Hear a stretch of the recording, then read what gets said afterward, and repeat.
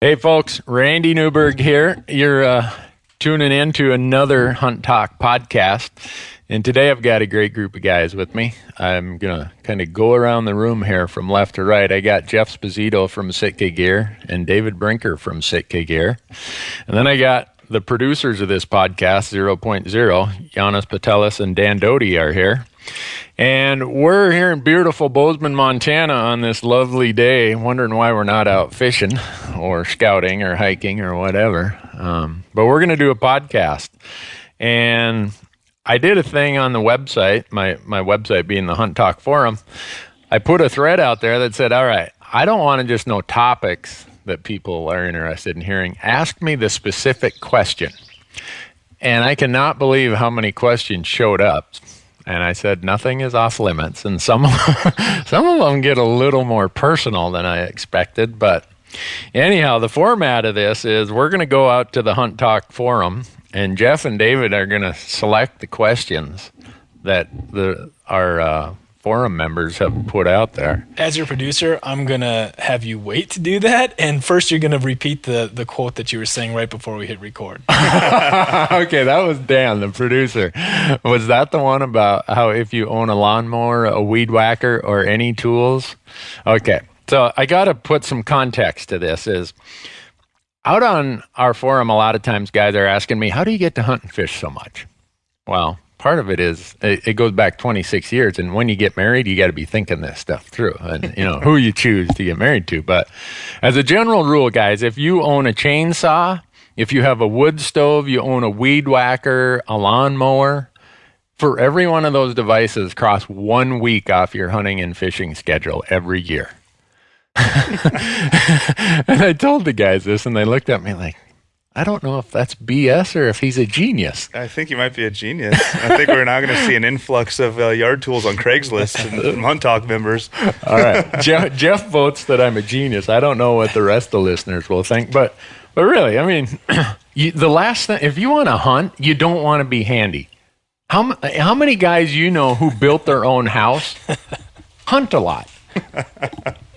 None. Right. He's sitting there. He's been thinking for 3 minutes now, trying to think of anyone he knows who's handy. No, I was just trying to think of the one any time that I'd done a chore around the house, and I couldn't think of what to hunt. Well, I was trying to think But I still don't get to hunt and fish. I think quite the contrary. Yeah. You hunt much more than I do, and I'm always at your house fixing stuff. There's the problem, Jeff. But there's kind of this running joke among my friends and among people who follow the Hunt Talk Forum is my wife is way handier than I am.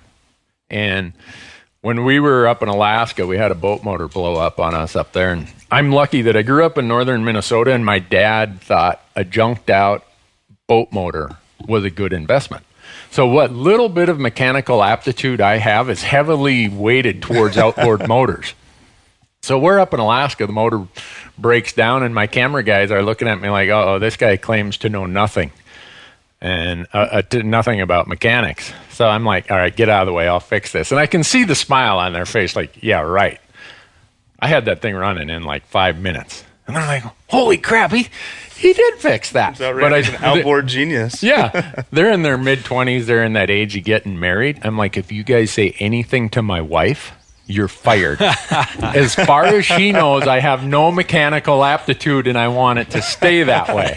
Yeah. And if you guys want to hunt and fish as much as I do, I suggest you go and sell your tools on eBay or Craigslist right now. You just blew your cover. I did, but hopefully she doesn't listen to your podcast, huh? She does. She knows. I mean, when you've been married 26 years like we have, and then there's it's not just what your knowledge is, it's also your behavior and your approach to fixing things, right?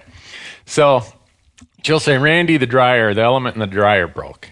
And she's almost afraid to ask me because she knows I might be able to fix it, but I hate mechanical stuff so bad. I would rather, I'm trying to think, I would rather hot tar someone's roof in Phoenix for a month than to have to fix a dryer or something. I mean, I hate mechanical stuff. And so when she calls me in there, I know what she's thinking. She's thinking, is it even worth asking him?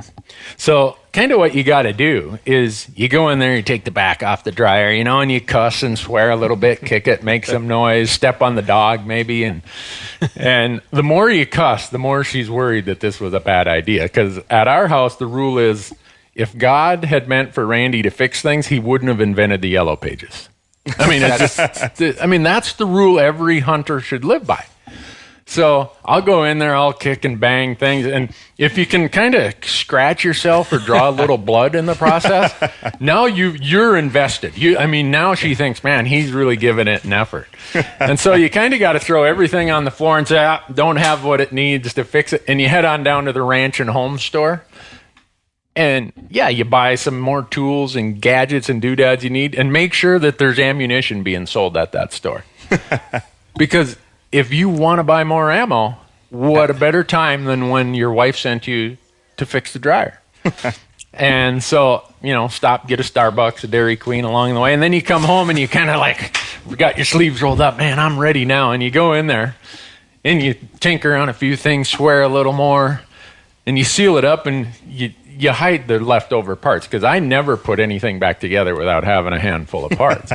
And you bring her in for the big production, like, okay, honey, I think it's going to work. And it doesn't work. And by then, she's already called the repairman anyway, right? That's the whole point. That's the Jeff, plan. right there. That's the plan. And she's like, well, you should have just went hunting today. It would have been less expensive. Voila, sign. See, I'm not as dumb as I look. And so all you guys out there who are wondering how I fish and hunt as much as I do, there's a strategy to it. Well, I think that's a good lead into one of the questions I saw on the Hunt Talk forum that talked about how you do get to do that, and that your wife should probably be a guest on here. So would you ever consider bringing her on so we can get her side of the story? Oh, man. My wife's name is Kim, and she's the most wonderful wife in the world. And the guys out on the forum, because my name on the forum is Big Finn, they call her Mrs. Finn. She's the most bashful person. Most people don't even know I'm married. I've lived in Bozeman for 26 years, and they'll see Kim and I out, and they're like, oh, that's your wife? Because she's like so low-key, so reserved, she wants nothing to do with it. So the odds of me getting her on the forum are about zero. Not happening? But if we did, my career in politics, my career as a TV host, my career in a lot of things would be down the tubes. She'd reveal all your secrets, huh? She would. Or if you did this podcast back in my little hometown of Big Falls, Minnesota, and had my buddies sitting around, no way. Every sponsor would pull. Well, word on the street is she's a pretty serious, hardcore walleye fisherwoman, isn't she? Oh, you should see her boat. Yeah. I don't know if any of you listeners have this problem, but if my wife doesn't go walleye fishing 4 days a week in the summer, I'm in trouble. And guys come over to the shop and they're like, nice boat, Randy. Wow. I'm like, I wish it was mine. I thought that was your boat. It's my wife's. Oh, how about that? Oh, yeah. It's her. It got her name on the title, everything. I mean, makes a lot of sense. It's the cleanest, nicest looking thing in your shop. Oh, for sure. So to whoever it is on Hunt Talk who said they want to have my wife on the podcast, I would love to do it. But you guys are going to have to bribe her. I mean, one time the camera guys were over at the house filming something, and she stuck her head out the door and said, hey, so-and-so's on the phone. And they turned the cameras towards her. She ducked in the house, and then she's sending me text messages while I'm just out in the yard. They better not have recorded that. You better tell them, I want that tape. I want to delete that. So that's the extent of how bashful or reserved she is. But that's all right. We'll make it happen. She's going to come maybe on. You, David and Jeff, maybe you guys can, but we could try. I'm curious, so. Randy, if you, besides walleye fishing, if there's any other fishing and hunting activities she does with you. Or is she strictly a walleye fisherwoman? Well, it's kind of funny. That's how we ended up in Bozeman, Montana when we got married. I'm a CPA in my other life. So we got married in tax season, February. I'm like, honey, we aren't doing a honeymoon until May, so think about what you want to do. She says, I want to go fishing for 2 weeks. So we came around the west, specifically Montana. We stayed here in Bozeman for a week of that 2-week honeymoon. and the fishing was fantastic. Oh, it's the fishing's no good now though. Don't come here. But as we're leaving, she said, "I'm moving here. You coming with?" That's it. It was like that. So, and when we first got married and then our son was born, she would hunt with me. I mean, she shot a lot of whitetails. She loves bird hunting. Cool. But then when my son got of hunting age, she's like, "Well, you got a hunting partner now. When he's gone, I'll get back into it." She's not got back into it. Yeah, he's gone now, right? Yeah, he's off to college. But one of the things about fishing with her, she is like, and I don't know if this is women in general, maybe your wives are the same way, but she is so practical and pragmatic about hunting, and fishing is about acquisition of food. That's what it is. We go walleye fishing and the limit's 5. When you put the 5th walleye, or 2 limits, the 10th walleye in the live well, that's it. You're done. No more cruising the lake and having a beer? You are done. We got our fish. Let's go. We're not going to sit and torture these things. Hold on, honey. Just wait a second here. I mean, That's not the only reason I'm here. right. But I don't know. Is that how your wives, I mean, do they hunt fish? My wife is, I'm taking her for her first hunt this year, so we'll find out how she is when in the woods. So we're going to go on an antelope hunt in Wyoming. So Cool. I'm really excited about it. She's been shooting a bow, just got a bow, I don't know, a couple months ago, and she's been shooting it really well, which has been an interesting experience in its own, because I come home from work now and she's out on the deck shooting her bow without me, and I'm like, hey, that's kind of my activity, but now I'm watching the kids while she shoots, so I might be second guessing my decision to get her into it. You should have thought about that before. Yeah. I feel like I got that advice from somebody, but we're both really excited about it, and she's now doing hunter safety and doing the whole thing. So Cool. It'll be interesting to see once she experiences what hunting's like, if how that changes her perspective on what I do. Because I think she has a vision of where I am for the 10 days trips that I go on, and it might not be reality. As glamorous as she pictures it. She'll probably go out and kill something on our first day of the hunt and be like, I don't understand what you're doing the whole time. You never come home with anything. That's what happened with my wife. The first time I ever took her hunting, she shot a nice mature 4-point buck, blacktail buck out in Oregon. The first afternoon I took her, and she's like, "What's so hard about this? This is like a 350-yard shot." Hammered it both shoulders, and no, we have too many kids for her to hunt right now. You guys got 3. Yeah, right, we got David? a whole herd of them. We have 3, and she wants to get back into it. When we first started dating, she'd come out with me quite a bit. And in fact, I killed a bull elk with my bow one night with her sitting right next to my side. That was pretty cool. Called him into 20 yards and shot him. But ever since we had kids, she's been pretty busy. But she wants to get back out. She's been shooting her bow with Jeff's wife a little bit, and so our plan is next year when we don't have a newborn. She'll get back out, but right now she's pretty tied up. Assuming you don't have a newborn next year. The plan is not that. When my wife decided she wanted to come hunting with me, it really changed my hunting. And a lot of guys are probably saying, "Oh yeah, mine too," but it changed my hunting in a very positive way. She really focused me on food.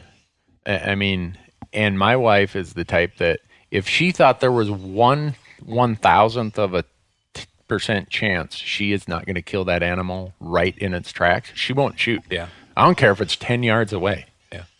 And I came to respect her approach to it of, this is way more important to me than just being out here shooting.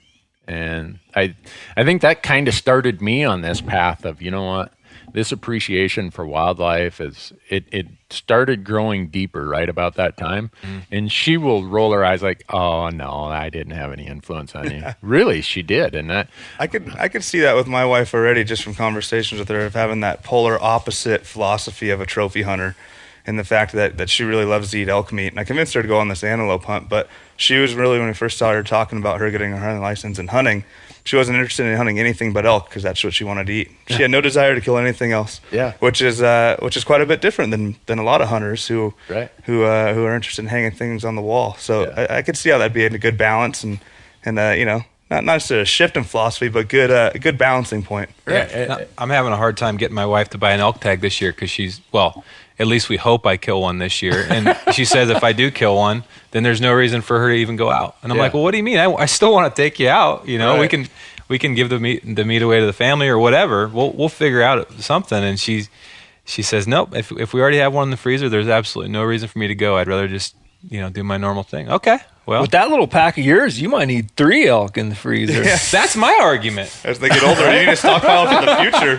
Those kids are pretty young now, but soon. Janis pipes in because you got 2 at home, right? Yeah, I've got a almost 4 and an almost 2, and the 4 of us, we can smoke 2 elk, no problem. And that was last year. So, And David's got 3 that are underage. Yeah, we went through an elk, a whitetail, and maybe an elk and 2 whitetails last year pretty swiftly. And your kids are all 3 of them are under 4 years old, right? Yeah, so 4, 2, and right less than a year. Dude, The last one was born right in the middle of the elk rut, You which better was awesome start sleeping planning. on the couch, my friend. Yeah, I already do, Randy. I spent half the time there. You know that. And Jeff, your kid? I have 2 daughters, 2 daughters as well. One will be 6 in October, and one just turned 2 in May. So, And they're Dan? of that age. Nope. Dan, he's still Dan's still living the dream. yeah. And Randy, I'm the old fart here. I'm the only gray-haired guy here. My son's 25. Wow. And See, you're right now. I gotta start asking questions. You're living what I'm looking forward to now when my kids get older and move out. but you know what? When your kids leave, and this was funny when my son went off to college, everyone in our family said, "Oh, Kim is she's gonna fall apart," because she was kind of the hovering mother. I'll tell you what, I was the lost dog. I walked around the house moping, and one day she said, "Do we have to rent a teenager for you to go hunting with you this year?" It became so much a part of why I hunted. I can- What was just to be with him and watch him grow and learn and hunting. You fail at a lot of things, and then when you finally have success, it builds you confidence that doesn't just translate to hunting. It translates to a whole lot of other things in your life. And so when you're watching your own kid go through that and then they have success, it's like there's nothing I'm ever going to do in my own hunting that is going to compare to watching my child. I can already tell. I mean, none of my kids are old enough to really get out there too much now, but I can remember when I was, my dad was he was carrying me on his back when I could barely crawl, and how excited he got, like when I shot a doe as opposed to when he shoots a big 6, like the passion that he put into that, he couldn't care less if he ever shot another thing in his life. It was way more excited to see me kill a rabbit or a squirrel or whatever it was back in the day that he watched me hunt. And so like now looking at my daughter and my sons, I can't wait for that. And I can already see the importance level of my success just going down, and like I want to see them do something. Right. Like it doesn't matter, I've done it. Yeah, and I think that's just endemic to the hunting world. What you're saying there, David, it's the same with my dad. He carried me on his back rough grouse hunting in northern Minnesota, and he couldn't have cared less, I think, if he shot anything. He just wanted me out there enjoying and being part of the culture of it. So I can't wait till my daughters are old enough to take them hunting. yeah. We have a pro staffer at Sitka Gear, Corey Jacobson, who his youngest son is just of hunting age. And Corey, he's an amazing hunter, great elk caller. But his son had a great hunting season last year, and we've shared some of the pictures and posts on our website. And they must have gotten more traction than just about anything else we could post about, how this young kid's out in the field and having success hunting. And there's cool stories. And Have you seen the film they made about that hunt yet? I've not seen the film yet. There's a film coming out on. It'll be on this year's hunting film tour. Yeah. And it's that his son's elk hunt. Oh, And cool. I watched the trailer for it, and it's incredible. I mean, it's already my favorite film on the tour. Cool. Well, this is a long. We're already way off. Yeah, we should out pick in the a question weeds, here. But I already have one. Oh, David. All right, David's been reading. This ties right into what we're talking about. Okay. The question on your forum was, or something around youth hunting. Like, what do you think? Do you think that the industry is doing enough to promote youth hunting, or what do you think could be done more of to get more kids out in the field? Boy, that's in a lot of ways a loaded question, because in Montana here in the mid-'90s, about 5 of us tried to get our elk. At the time, you had to draw a cow tag. And we said, you know what, for kids under whatever age, we can't remember what it was, we should let them, it should be an either sex tag for them. I could not believe how many pissed off old farts came out of the woods and said, well, that's not how it was when I grew up. So what? So for me, if all my TV show was about, or all my hunting experiences were about just getting kids out there to have a positive experience, that I would do it. Do I think we're doing enough? I think we're doing a lot. When is enough? Enough. I mean, you guys have younger kids than I do, and I just looked at the competing pressures when my son was going through that 8 to 10-year-old range 15 years ago. And even then, there was so much competition for his time, whether it was karate or hockey or football or scouts, everything else. And those are all fun and important. But it seems like, now I'm going to age myself. When I grew up, if you played football from middle of August to the end of October. And if you played basketball, you played it in the winter. If you did track, you did it in the spring. And in the summer, it wasn't like, oh, you got to go to basketball camp or you got to go to this camp or that camp. Right. No, it's like these kids are just, if you're going to do anything, mom and dad are there just pushing them. So Yeah. I don't know how, that's a overall societal thing. And I think because we're hunters, we try to look at it through the eyes of hunters and say, oh, we're losing hunters because of that. But yeah, I'm a firm believer that a lot of the responsibility rests in the hands of the parents. You know, when I was growing up, I remember pretty clearly my dad talking to me about football, and he's like, you're more than welcome to play football. All my friends played football. And I'm like, I don't want to play football. I want to go elk hunting. He's like, that's what I was hoping to hear, but it's totally your choice. But I think, and so this last weekend I was at a bow shoot down by Ennis, a private bow shoot down there, and it was really fun. I got to take my daughter camping for a night and take her out shooting bows on this 3D course, and I got to observe a lot of dads with their sons and daughters and moms as well. And my takeaway was, wow, I am failing as a parent. Like, I need to get my kids out more and more. I mean, I do a lot with my kids, but the reality is it takes a lot of effort. We all have very busy lives. And if you're not willing to put the effort out to stick them on your back or sacrifice a deer or an elk or a day where you could selfishly go do something, then the chances of them wanting to do it are lower. But I think if you put that effort in and get them out there as much as possible and give them the choice to enjoy it. It's not about pushing them to do it. It's just like, hey, check out the outdoors. It's fun. Go catch a frog. Go fling an arrow. I think so. That's kind of my stance on it. It's just put in that extra effort. I know that I need to do a better job of it because I mean, there's a lot available if you want to go take it. I mean, it's not that hard to get a kid out. I feel like as a hunting industry, we've done collectively a good job about creating programs and opportunities that are focused on youth and engagement and giving kids opportunities.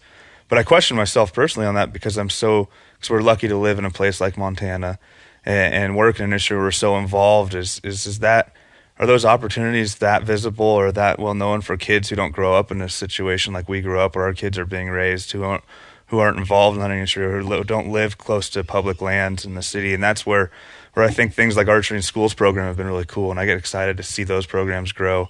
But from my personal perspective, I think I'd answer, I think we do a lot for youth, but then I put myself in the shoe of somebody who isn't living in the same realm or world that I am, and I think maybe we could definitely do a better job or make things more broad. What are some of the local programs for youth around here? Does Montana have some state programs? Or I think if you went to, and I'm going to kind of make it rural versus urban suburban. I think in rural places like Montana, you have scouts, you have 4-H, you have local rod and gun clubs. Jeff, you talked about Archery in the Schools program. The Elk Foundation, they have a youth program. The Ducks Unlimited have a program called Green Wings. Turkeys have their Jake's program. I think pretty much every group has something like that. But we see it more out here in the rural world, if you want to call a county of 60,000 people rural, than maybe what you'd see in a more urban area, and just access to it and the logistics of what it takes for a parent. If you were living even in, let's say, Minneapolis, Minnesota, and it's on the north side of the Twin Cities, mom or dad's got to bring a kid out there, and it's just different than at least when I grew up. Yeah, that's a really good point. One thing that struck me is when my son was a kid, I don't know what he was, 12, 14, somewhere in that. His birthday's May 18th, and every May for his birthday, the weekend before, we would, as many of his buddies as I could fit in the pickup truck, we would haul the boat over to Tongue River Reservoir over on the border of Montana and Wyoming and catch crappies. Because it's so ridiculous crappie fishing there in mid-May. You can't not catch a fish. I bet you I could prove you wrong. I don't know, David. I might take you on that. Anyhow, we'd usually have 4 or 5 of these young kids in the truck, and I'm thinking, okay, they're all from Montana, all from Bozeman. Hardly any of them had ever camped out. I told Matthew, hey, go start the fire. All the other kids stood back like, oh my goodness, he's going to start a fire. Like he's going to blow something up. And I'm like, oh, wait a second. I live in Montana and these kids are growing up. They'd never camped out, most of them. I let them pee on the fire that night. And they giggled and laughed. They didn't know that if you peed on the fire, it'd smoke the way it does. I mean, the women listening probably haven't peed on a fire. But so that really registered with me that, you know what, maybe I take it for granted that every family has this outdoor connection like I grew up with and that I'm trying to pass on. And anyhow, that's a little bit of a tangent to that question that was asked, David. But I think getting back to your point, if you just get kids outside and you get them in the frog pond or you get them out on the trail somewhere, they're going to see grasshoppers and mice and maybe they'll see a hawk or an owl or a deer or whatever. Just that starts building that interest level. And the more they know, the more confident they are in their understanding of it, and the more they probably want to know. So I got a question for you, kind of tying into that, Randy, on your opinion. Semi-controversial, but I know it's debated. Not controversial, but debated maybe across states. Is I always hear the different talk in different states as if what the youth age limit for hunting should be. What are your thoughts on that? We just had it here in the Montana legislature this year, and it passed to change the age. To lower it and allow kind of a mentor apprenticeship type program. And there's some people who feel that that's not good. And in Montana, we did not allow it for elk hunting. And the rationale there being that elk hunting is very physical. It's tough. It's, you're usually shooting larger caliber rifles. There's a lot of things that make it a little more difficult for a 10-year-old than a 14-year-old. Personally, I don't have a problem with it, but I also don't want people to think that it's the state's job to create hunters and to get kids involved in hunting. It's not the state of Montana or the state of Kansas or the state of Texas or the state of Georgia to get your kids into hunting. Yeah, we don't want to have artificial hurdles that make it harder, but that really falls on the parent. And some people say, well, the kids can't make ethical or proper decisions about what's right and what's wrong at that age. And, whatever. Well, they're watching their parents, and they're going to learn from their parents about that stuff, whether they're 10 years old or they're 16 years old. Right. So good mentors make good hunters. Right. So what age did they get changed to? It went from 10 down to, I think from 12 in Montana. I think now and I should know this, Dan, but I don't. I think it went down to age 10. You can do small game and deer, but not elk. And any of the really premier limited permits like moose, goat, and sheep, they can apply for. But but otherwise it's 12 for everything else? In Montana. Wow. Some states don't have a limit, like New Mexico. As long as you can pass hunter ed. I feel like it was 9 where I grew up. Was it? Which I think was a good age. But again, you're totally right with the mentorship. I mean, 9 years old, I don't think I was responsible enough to go hunting on my own, obviously, understand the rules, but it was a good age for me to be able to have a hunting license and a tag in my pocket and learn with, it was my grandfather. I was actually the one who got me hunting. But, and I actually never killed my first deer till I was 14. So it's kind of like a mentorship. I had, 4 years of experience with a license, but without actually pulling the trigger. Yeah. And I mean, even at 12 years old, to think that, I remember doing it, but, to think that you can just set a 12-year-old out in the woods with a 7mm out into the mountains of Montana and he's going to go kill an elk and pack it up, that's kind of foolish too. Yeah. So, whether they're 10 or they're 12, they need the parent there or whoever their mentor is to make sure they're being safe, to make sure they're being ethical, to make sure that they're learning the proper. I think it's great that they lowered it. Personally, I think it's great that they lowered it. That's 2 years less that I have to wait to get my kids out there. Yeah. But to go back on one point that we were talking about earlier about like my theory is one of the biggest reasons that we hunt is to spend time in the outdoors, right? Definitely. And so if you can create that connection and that passion for the outdoors early, and I don't know if it necessarily, it may later in your kid's life, it may not be that they hunt, but at least they respect the outdoors and they love going camping and, sleeping on the stars, by going out and letting them net frogs and digging the dirt and doing all that stuff, put the iPad away for a full day and turn SpongeBob or Dora or whatever maybe a full year. Yeah, maybe. So it was very interesting the other day when I took my daughter. So my daughter loves the iPad. I don't, they all do for whatever reason. But this whole last weekend, I kept it away from her, and she didn't watch a show either. But what I noticed was that she forgets about it if she's outside. Like if she's outside doing stuff, but if she's stuck inside, if we're all lounging on the couch, then that's the problem. It's just a matter of just putting the effort in to get outside and creating that connection to the outdoors. Because what I keep hearing from people once they're grown up is, gosh, my best memories growing up were going camping with my parents or going hunting with my dad or whatever. I hear it over and over, and I say the same things.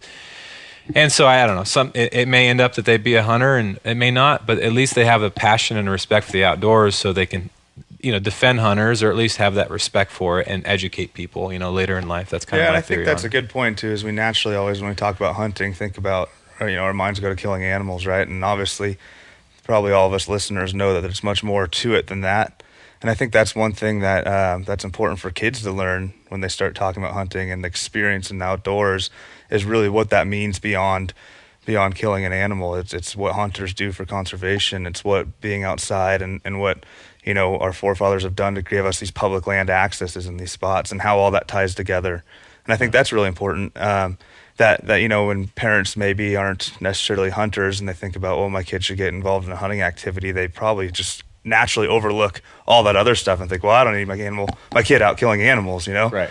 But it's about learning about biology and conservation and wildlife, and that's really important. I think overlooked sometimes. Yeah. At what age do you think that hunters in their path start to become trophy hunters? Do you think did you if you are a trophy hunter or trophy hunters, do you think they just came out at the age 10 or 12 and had that? I saw something online the other day that was kind of comical, but it was actually kind of serious too. And I can't remember exactly how it went, but it was like the path of a hunter as it became more experienced, and it kind of tied. I can't remember it specifically, but it'd be worth looking up because it kind of tied into that, how you grow as a hunter and you start and you're just fascinated with killing animals or whatever it is, and you want to shoot and fill as many tags as you have, and then you get to a point where you're being selective, and then you get to a point where you're a trophy hunter, and then you get to a point kind of like we're talking about where you don't even care anymore. You just want to go out in the field and see a bugling bull, and you observe nature. Yeah, and you don't even. It's not even about notching a tag anymore, and it's kind of interesting. And someone actually wrote a paper on that, like in the 90s, and it was called The 5 Phases of a Hunter, something like that. And it's exactly what you said, Jeff. You go through these phases. And Dan, to answer your question, I don't know if that research ever identified an age. I think part of it is how you are brought to hunting. And all I can do is use my experiences. When I grew up, hunting was about food acquisition. My grandpa shot a Boone and Crockett whitetail in Minnesota, a huge 7x7. When you see pictures of it, people just fall over. Grandpa, what'd you do with that rack? I threw it out in the dump. What the hell was I going to do? I wasn't going to drag it around everywhere. So there was, this was 1974. I'm 10 years old. There's no concept of trophy hunting at that time. So I come to hunting with almost zero, quote unquote, trophy hunting background. My son, I think, somewhat carries through with that, in that for him, hunting is a large part about his connection to food. I mean, Dan and Janis here, they help produce the Meat Eater show, which you guys do a lot of talk about hunting and food. And that's where my son's at in hunting at this point. He's 25 years old, and it's about being outdoors, being with his family and friends, and acquiring food. So I think if I would have brought him into the hunting world where, oh, don't shoot that, it's not big enough, or acting disappointed if he shot something I wanted him to shoot something bigger, then I think it would have changed the glass or the lens through which he views hunting and how he would have evolved through those 5 steps or 5. So what are those 5 exactly? I'm trying to remember. I can look it up. I don't know. I should know. It's kind of like a bell curve where it's all about just being there and shooting, and then it's about filling tags, and then it's about bigger, and then it becomes trophy hunting, and then the last phase is something about where you put your own restrictions on your own self to get more out of the hunting activity. But that's where a lot of guys, I think, start picking up traditional hunting, which is a whole other topic about why guys shoot shoot traditional bows. One thing I was going to say about this trophy thing is, I think if you take a look at, take a snapshot of the last 50, 75 years, consumption of media has changed so much. In Fred Bear's day, Fred Bear was going out. He loved it if he killed a big animal, but it wasn't what it was all about. And the access to that content was pretty low. Today, kids can flip on the Outdoor Channel, and that's what they know. They know, the type of hunting where people are watching the same deer all year round. They name them. They know exactly what their G2s and their G3s are, and it's I would say it's a broader range of influence. The type of influences that are available today, they actually definitely breed more trophy hunters than any other time in the past. And I'm not saying that's good or bad. Because when I was growing up before outdoor television, I grew up very similar to Randy. My dad was a very well-respected hunter in the area, and he definitely was probably in his trophy hunting phase then, but he still tried to influence me not to be like that. He, tried to show me that it's more important than that. You take ethically take an animal, doesn't matter how big it is, eat the meat, be respectful, all that stuff. But I just feel like the world's changed so much, and it's so easy to access that trophy hunting content that there's just more of it. And by the way, I think that some of it's totally healthy. Taking mature animals and all that stuff.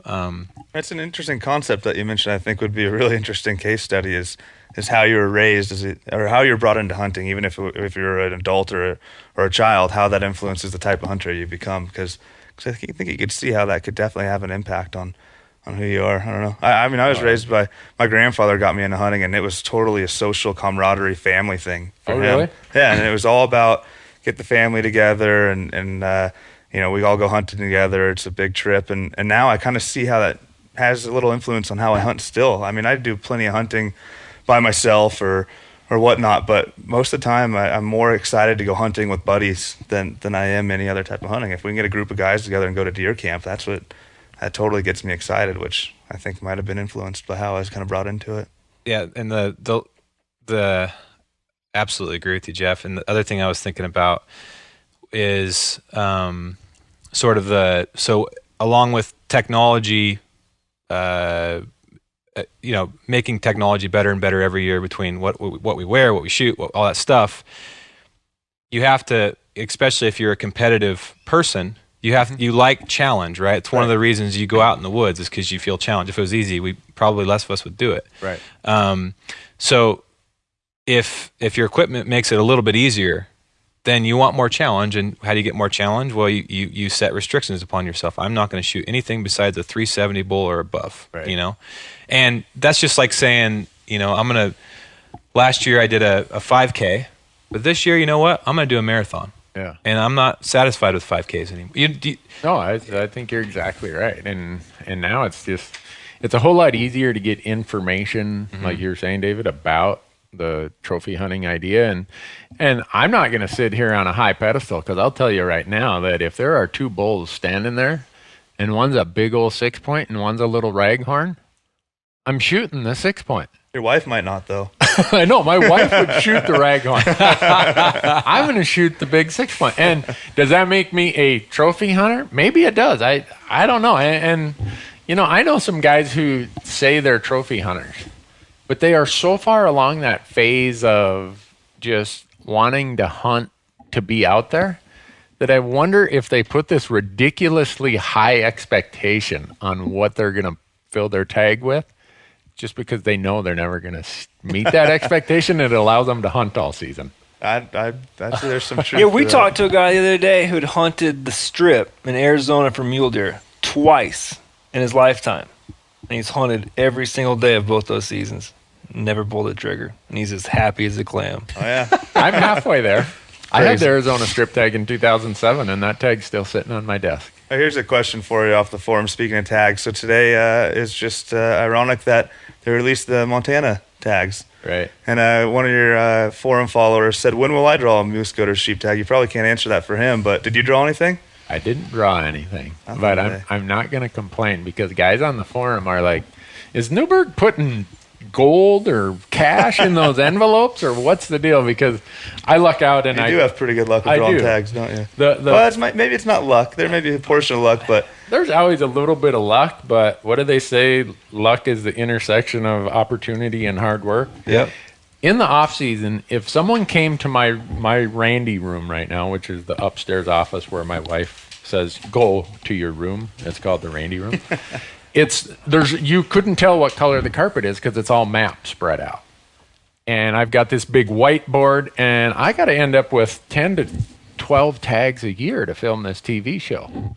So for me, I'm more than willing to accept what I'd call a middle of the road tag. I don't need a glory tag because I'm going on a lot of hunts every year. Whereas if some guy is like, look, one hunt a year is enough for me out of state. Well, he's probably going to apply for really difficult to draw tags. So that leads me to another question, Randy. If Jeff's full of questions today. Well, the forum there's lots of questions here that I thought were really interesting. I want to know the answer too. But your format of your show is different in that you aren't going and buying guided hunts, right? That you're doing public land hunts and do it yourself. Have you ever had a season film in your show where you didn't have enough hunts because you didn't draw any tags? Yeah. What happened there? What did you do? I get on the phone and say, "Hey Jeff, hey David, did you guys draw any tags?" And the answer is, no, of course not. We didn't. Yeah. Nice. So I've had that problem before. Yeah. And it's just when you decide you're going to film a show that is all public land, all self-guided, you really are at the mercy of where you can get tags. It just, it's not like I live in, I don't know, somewhere down south where whitetails are like rabbits and I can go buy 6 tags and film 6 whitetail hunts. I can't do that. So I've got some fallbacks. I mean, I'm lucky I live in Montana. So we can't do a lot of Montana over the counter though. So I do a general over the counter tag for elk in Colorado just about every year. The Alaska bear hunt that I do is close. I mean, last year Dan and Janis went up there with me, and we sat in a tent in the rain for 6 days. But that's an over-the-counter. That was tag a leftover too? tag. Leftover, right? I'm going to Alaska this year and doing Sitka blacktail. That's an over-the-counter tag. Yeah. My Montana deer hunt this year is over the counter, and people say, well, it's over the counter for you because you live in Montana. Well, right now, Montana, we've got like 2,000 leftover deer and elk tags. So if someone's listening right now, you can go to the Montana Fish, Wildlife, and Parks website, and you can come elk or deer hunting in Montana this year. Yeah, my father-in-law's come every year for the last 3 or 4 years over the counter as non-resident. I count that as an over-the-counter tag. My Colorado deer will be over the counter. My Colorado elk will. My Colorado deer tag takes 1 to 2 points, so I can do it every second or third year. Yeah, David. I'm raising my hand. Yeah. Could you riddle me how that would be considered not over the counter? What's that? But like you said, people can it's leftover tag technically because you have to put in for the draw. If they sell out during the draw, it's not over. There's none left. Okay, so fair enough. I mean, sometimes people get pretty technical about that. Yeah. So every year, probably 5 to 6 of our hunts are over-the-counter tags or general tags, or it takes 1 to 2 points to draw the tag. And that still leaves a gap of, all right, now I got 5 or 6 more I got to find. And you just, as my one friend says, I carpet bomb the West with applications. And what's your dream hunt? What's your top 3 bucket lists? That's the second to last question in your forum right now. Yeah, well, this is where that's a hard one to answer, Dave. I'm going to say, if you told me, Randy, you can have any tag in the world right now, just because I've helped a friend do it before and it's so spectacular, I would give anything to hunt bighorn sheep in my home state of Montana. Other than that, if you would give me another archery pronghorn tag in Arizona like I had in 2011, that would be my next dream hunt. A little different spin on that question then. Here's one on your forum. What if you can only hunt one animal for the rest of your life? What would it be? Hold on, I have a question for it to back up. Yeah. So if you drew one of those tags that you would love so much, and you had the opportunity to give that to your son and go with him, would you do that? Oh, I'd give it to him. Yeah. I mean, you'd prefer to do that. I would, just because I would want. In fact, if I could just tag along with somebody on those hunts, it would be spectacular. Even bighorn in Montana. Yeah. So you'd give me the bighorn tag if you drew it. That's what I'm getting. That's what I'm gathering here. No, get this in writing. How many points do you have? Oh gosh! All right, so I'm probably getting out on a limb here. No, I'm not gonna do that. Dan set me up on that one. What you're saying is you'd give it back to the state of Montana, right? Yeah, if you drew it. Sure, I would. Yeah, but no, would I give it to my son? I certainly would do that. But for me, it's not so much the species itself as it is the total story of the species. And the reason that sheep right now intrigues me so much is because everyone has the impression in Montana that all is well in the world of wild sheep in Montana. And nothing could be further from the truth. Just because we litter the Boone and Crockett record book, I think in the last, 20 years, or since time began, Montana has over 700 Boone and Crockett sheep entries. The next state doesn't even have 100. So we raise ridiculous quality of sheep here. But this year, we gave away way fewer ram tags than we did 10 years ago. Because disease is hitting all of our herds here. And some of the listeners who don't live near bighorn sheep probably don't get this connection, but you guys do because you do a lot of stuff with the Wild Sheep Foundation. Domestic sheep and goat carry this pneumonia that is contracted easily by wild sheep, and they have no mechanism, no biological resistance to it. And so we've lost the herd over in Rock Creek. We've now had a herd down in the Bitterroot that we lost. We lost a herd up on the Rocky Mountain front. We're losing a herd down in southwest Montana. We lost the Elkhorn herd. There's an unlimited unit where you could just apply and be guaranteed the sheep tag on the northern boundary of Yellowstone Park near Gardner, Montana. That closed this year because some ass clown went and brought a bunch of domestic sheep in there, even though he knows that is wintering ground for elk or for sheep. But it's private land, so you can't tell him what he can or can't do on his private land. But he knew that would happen. He was mad at the agency, so he said, I'll show you. So here we are in Montana, supposedly the promised land of wild sheep. And it is spectacular in the herds that are disease-free. But every time you open the newspaper, it seems like every 6 months. So we're going to lose this herd. We're going to lose that herd. Well, you can't continue that way. And we have a legislature that will not let our department go and transplant, relocate, or augment these herds. So I think one of the forum questions was, when do you think bighorn sheep hunting is going to be a thing of the past? And quite honestly, I'm worried about that. And maybe that's part of what drives me when you ask the question of what my dream hunt is. I'm afraid that wild rams in Montana are going to all die of disease before I ever draw the tag. Can you elaborate a little bit more on why legislation is so opposed to letting transplants or herd augmentation happen? I don't really know much about it. I feel like I should know more. Oh man, I'm going to try to do this without getting mad.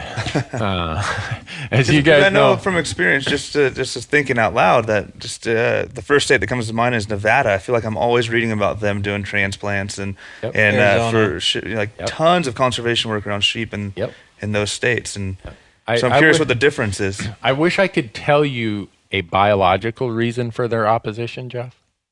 They've not provided one.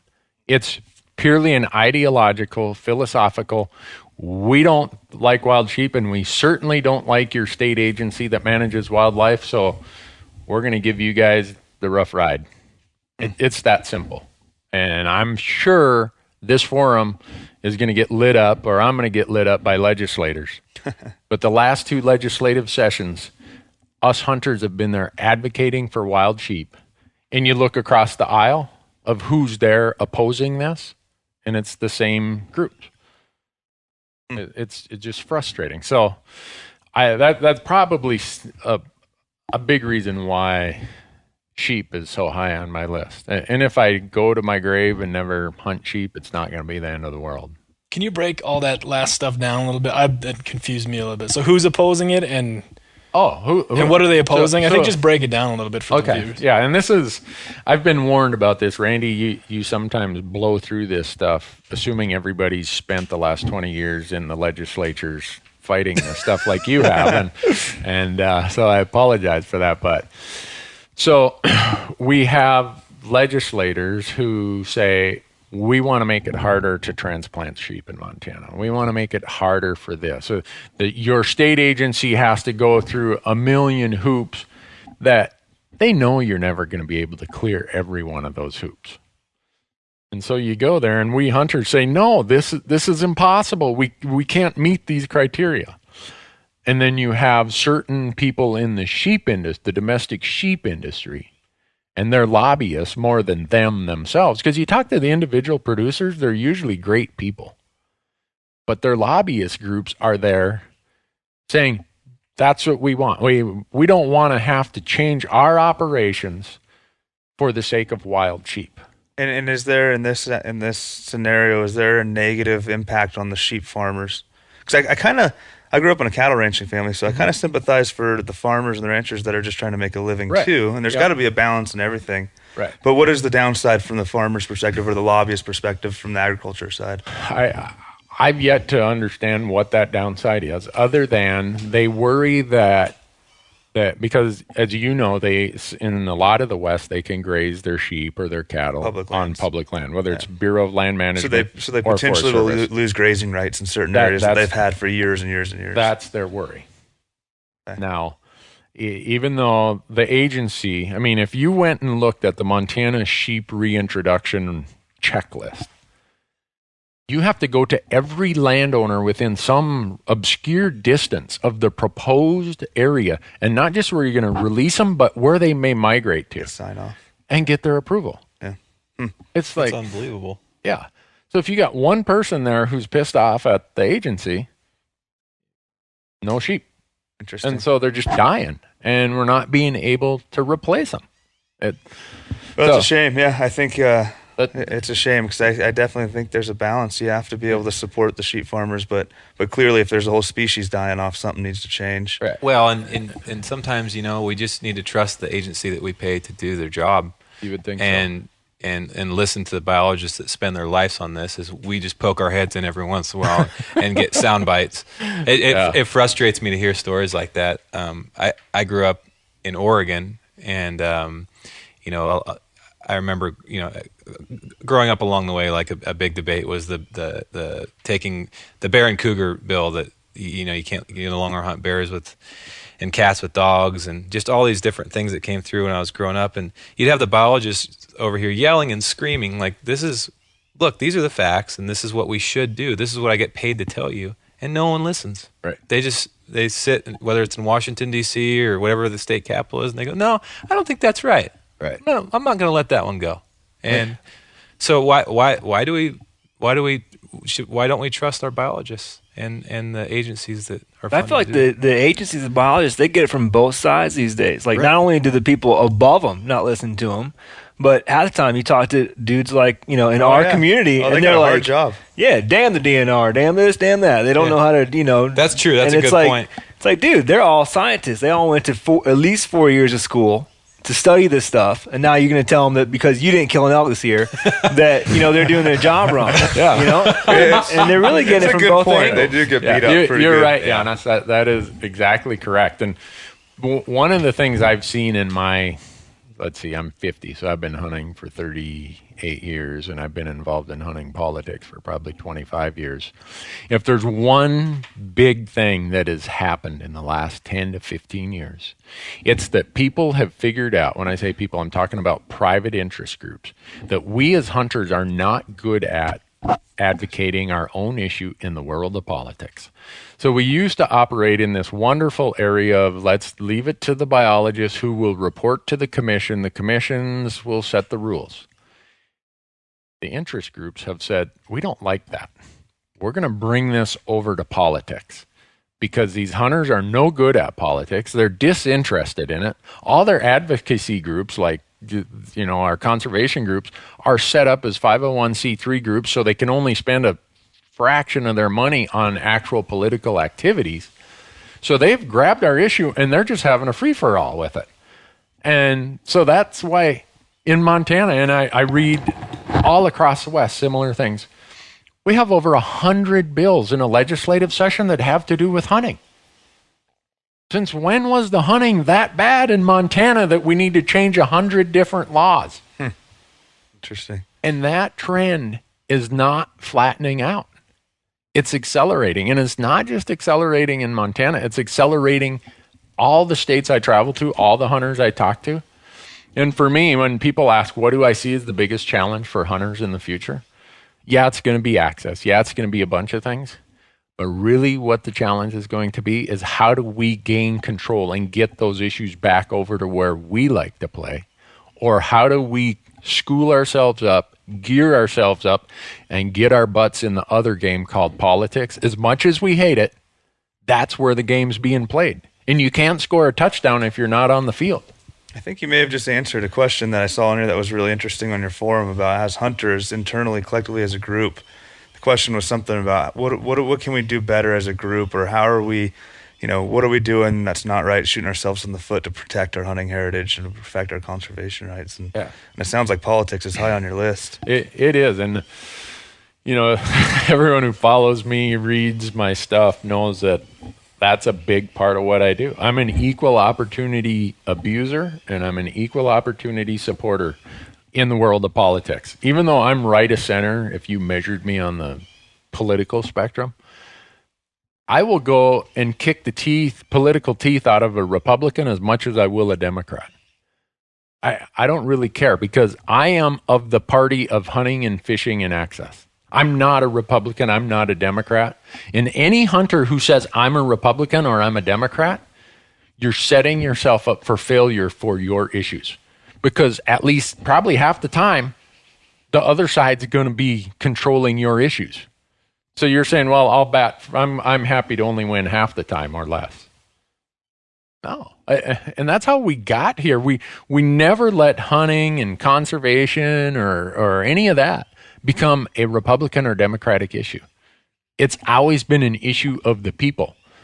And you look at all the great legislation that has helped hunting and fishing either within states or in Congress, always been bipartisan. Pittman Robertson, Dingell Johnson, all of that stuff was bipartisan. It's only recently that people have tried to make conservation and habitat and access a political topic. And it pisses me off when hunters fall for the bait. We're smarter than that. We're above that. So back to the point, Jeff, of, where could hunters do better? Right. Don't take the spoon feeding from one side or the other. Do your own thinking. Think about it from the perspective of you plus your hunting peers. Because the false paradigm that, I can be good at guns, but I got to be bad on conservation, or I'll be good on conservation, but I'm going to come and take your guns. You don't have to be. It's not an either or. Right. You can be both. There are examples out there of how some of these politicians are good at both. So why do we as hunters let them off the hook to say, well, yeah, I know I sold off your public lands, but at least I didn't come and get your guns? Well, I appreciate you keeping my guns in my safe, but why did you sell my public land? Right. Or, whatever the topic might be. So here's a winger for you. Pisses me off. As a TV personality. Yeah. How's the hunting media and the world of, what this has evolved into fit into that? telling that story and the perspectives from non-hunters and what it does, and where do you feel all that ties together? Well, that's pretty open-ended. I could get kicked off the network if I would have answered your question when you first started. The network would have fired me tomorrow. I know you can probably get a little heated up on that conversation too. Well, and I don't want to get fired. I don't think it's the network's fault necessarily. You're gonna have to quit TV when you run for president anyway. So. No, but the point I was gonna make, Jeff, is, and we in the hunting media world, and I don't care if it's print, radio, TV. Right.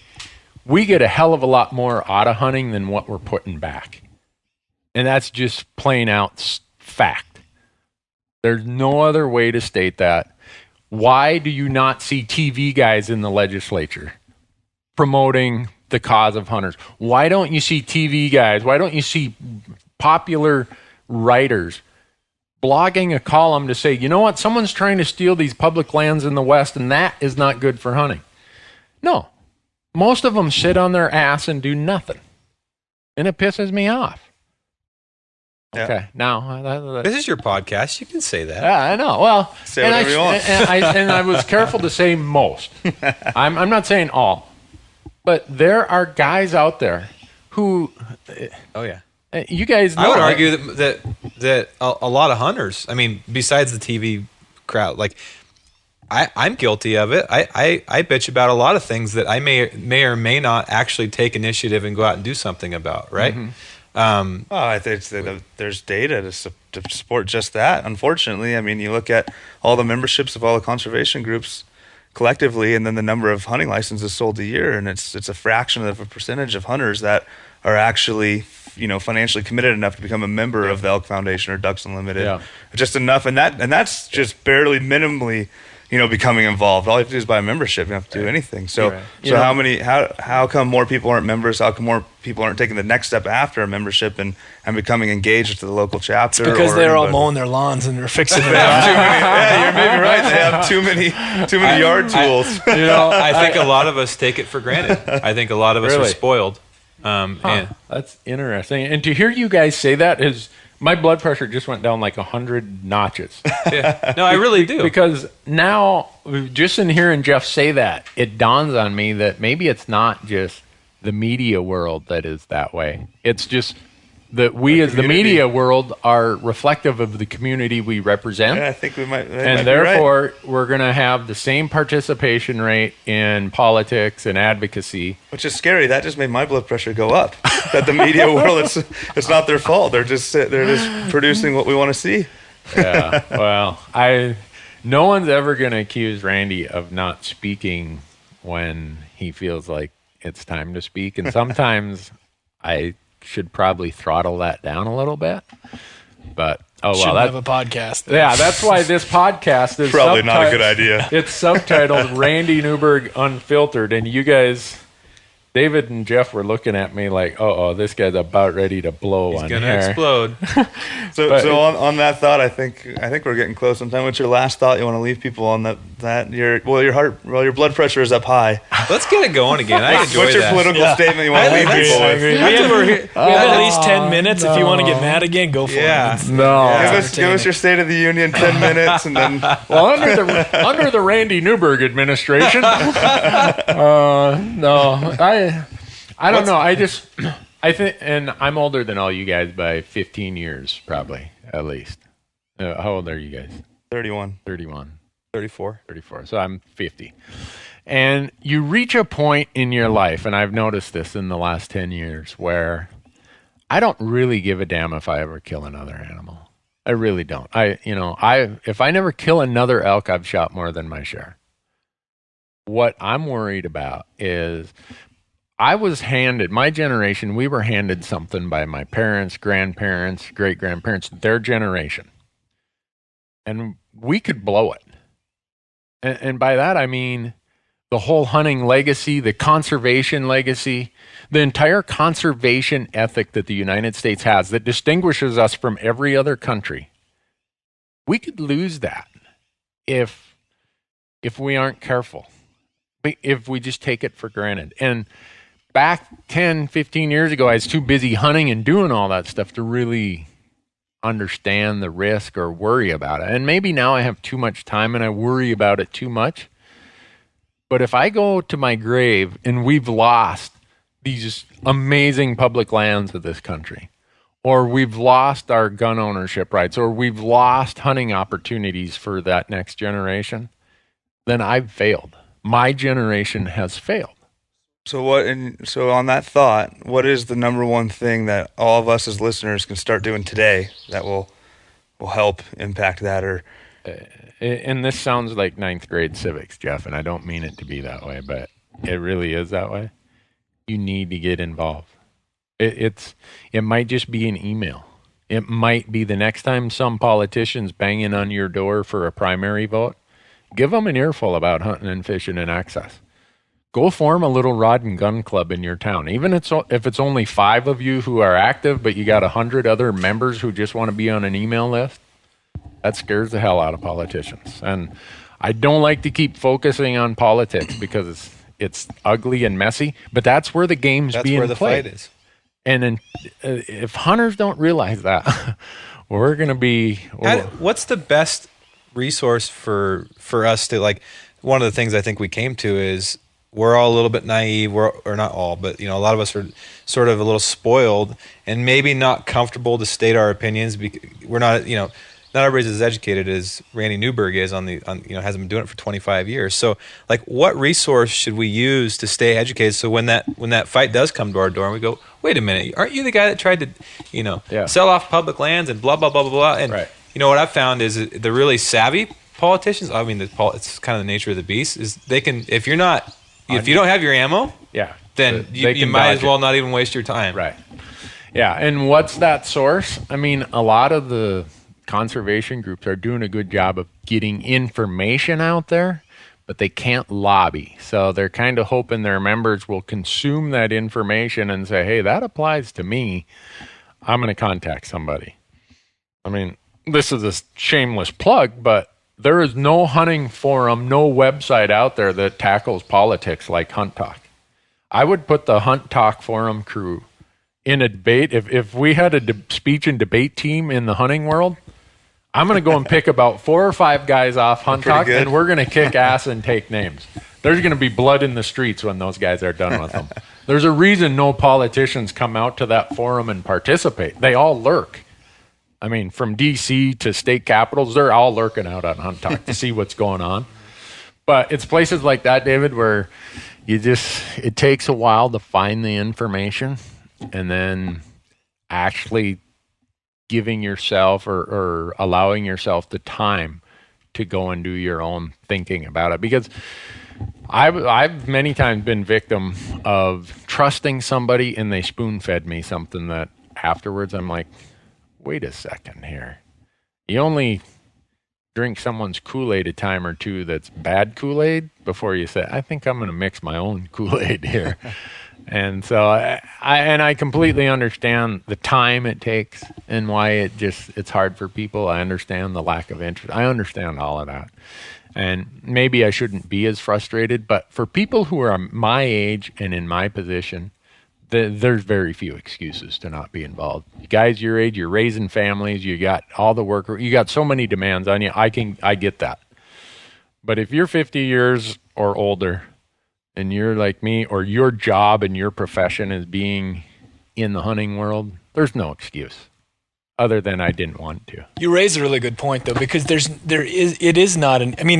it's not easy to know where to go to learn or get involved. And I think maybe that's identifying something that'd be really important to create. Well, is like a place. And you can seek. I mean, it's just like if you have, we've all had like a red bump on our arm or something. You can Google just about whatever you want it to be. You can Google it and find out. You're a WebMD, aren't you? Yeah. See, so my point is if I wanted to go get an opinion on reintroduction of wolves, I could ask 5 different people and get 5 different sets of information. If I'm uneducated, I don't know what's right and what's wrong, right? Yeah. And even if I am educated, if I'm not, confident in my opinion, I still might not know what's right or wrong because I might have been fed bad data. So it's like that's where the question came from. I struggle with that sometimes because I'm so close to it sometimes I want to read a couple like very different opinions just to form my own opinion. I've been really intrigued lately with, and I guess I should have been more. I feel like I should have been more familiar earlier, but with the USSA has been an interesting organization for me to learn more about. That's the U.S. Sportsman's Alliance. That's Randy's ringtone. Just Randy's so everybody got a phone knows. call. Sorry about Randy, that. $100. First rule of the podcast: turn off your phone. But Sorry. anyway, the USSA has been intriguing to me, and I don't know a whole lot about them, but it's been interesting to follow them as they are. There's lots of conservation groups that are species specific, right? So you can find lots of stuff about elk from the Elk Foundation, lots of stuff about sheep from the Sheep Foundation. And it's intriguing to me that they are more focused not on a species, but about our hunting heritage and protecting that alone as a broader spectrum thing. And that's been an interesting resource for me. Say the name of it again. USSA. You familiar with them, Randy? Yeah, you probably know a lot more about them United than States I do. Sportsman's Alliance. Yeah. Yeah, they get very involved in politics. They do seem like they're more involved in politics, and it's not focused on one species or habitat, but it's more focused on hunting heritage and hunters' rights as a collective group, and that's been I've been intrigued learning more about them more recently. Yeah. So we're just about going to wrap up. So one of my camera guys said, Randy, you can't do a podcast without giving some marital advice. I think we already got some of that. Well, so I'm trying to lay the context here. So I'm driving across the country all fall with one or two of these 20-some-year-old camera guys in the truck with me. Or I'm sitting on the mountain with them every day glassing. And, in the downtimes, you're talking about things. And these guys are all in that age where, oh, man, I'm getting married. And when I get married, boy, I'm going to wear the pants. Rah, rah, rah. Instantly, you start laughing, So it's kind of been this succession of, as a new camera guy comes in, the existing camera guy's like, hey, you need to talk to this guy. He's got some supposed marital advice. And so the one guy, he's like, I asked him, I said, well, what are you talking about? He said, well, I want the best piece of marital advice I think he ever gave me is this, blah, blah, blah. And I'm like, well, you've only been married a little over a year. How do you know it's good marital advice? Well, we don't fight nearly as much as we used to, he said, so I can see that it's going to get better. So, and what it was is I told him, about the third year of my marriage, I decided I was more interested in peace than I was justice. And if you want to hunt a lot and you want to fish a lot, you need to be interested in peace, not justice. You can be right in your mind, but you don't have to tell your wife and try to prove to her that you're right. Being right is expensive. I don't know any other way to put it. So for all you guys out there listening, you don't need to be right. And if you want to hunt 5 weeks next year instead of 1, you want peace, not justice. I think from 6 years of marriage, which isn't quite as much as you, I can already see that that's a very true statement. Hey, I got 26 years of history supporting that theory. So, my wife might start listening to these podcasts, and I might not make it to 27, but for right now, we're going with that. Right? But I think we're going to wrap it up, folks. I appreciate Jeff Sposito, David Brinker both from Sitka Gear, Janis and Dan from 0.0, and part of this is our Hunt Talk forum. Go out there. You're going to see a lot of stuff related to the podcast out on the forum. Our TV show starts airing July 1st this year, Wednesday nights, 9:30 Mountain Time. You're going to see us there. And if you don't get a TV package, which I hope you do, go to Sportsman Channel and sign up and get that. But if for some reason you don't, you can download all of our content, our current episodes, our old episodes, even the old show we used to do, On Your Own Adventures. You can download it to your tablet, to your iPhone, to your Droid, whatever. The place you go to do that is randynewberg.com. And you're going to find a little button there that says download. Even a Luddite like Randy can click on that button and actually download it. So go to randynewberg.com. You're going to find everything you ever wanted to know about what we got going on, and probably some things you didn't want to know. So Jeff, David, Janis, Dan. I just want to toss in there that for people who want a place to go to learn about conservation, learn about hunting, learn about this stuff, go download all 85 or 90 episodes of Randy's TV show and watch them all. Be good at You'll learn a lot. Good point. Good point. And Dan didn't get paid for saying that. Kind of, I did. Yeah. Well, thanks everyone. Thanks for having us. Yeah, appreciate it. Yeah.